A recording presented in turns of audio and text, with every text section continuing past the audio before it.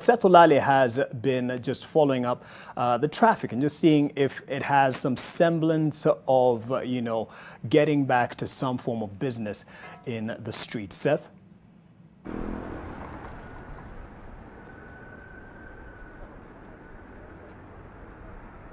Well, Mark, good afternoon. Traffic is slowly creeping back into the CBD, and I don't know how long or how much time it took you to arrive in the CBD, Mark, from Mombasa Road, wherever you came from, because today, as I came to the CBD, it took me roughly 20 minutes, and earlier on it would take me approximately 5 minutes.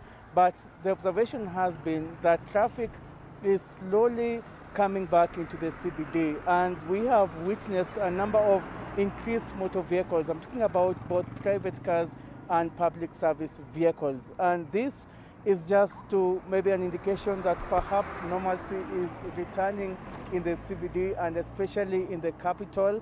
And this just shows you that, the wait might be over for a section of Nairobi residents who maybe had just taken some days off in the wake of the COVID-19 confirmed cases, which started on the March 13th. But what we have observed, and especially this week from Monday, is that there has been an increase in terms of increased number of vehicles, actually, especially in the CBD area. And this is attributed to the fact that many people, perhaps employees, had taken some leave days. Some of those leave days maybe have just expired, and now they are resuming operational. Same to the business sector, or rather the private sector, which is now resuming back after that particular break. And so this is just a scenario of what is happening here in the CBD.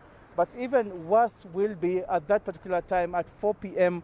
when majority of employees, majority of staff from various companies and corporates will be leaving their offices and going home, or rather will be also leaving their businesses and heading home. We expect that this particular place where I'm standing in will be full of vehicles around me, and this is because each and everyone will be rushing to beat the 7 p.m. curfew deadline. But also remember, Mark, that there has been some regulations even in terms of making sure that the transport sector is in line with the measures that were put by the Ministry of Health. I'm talking about the carrying capacity of vehicles. What we know is that the private vehicles are supposed to carry not more than 50% of their carrying capacity. If you're talking about a 5-seater private car, that is not supposed to carry more than 2 passengers apart from the driver.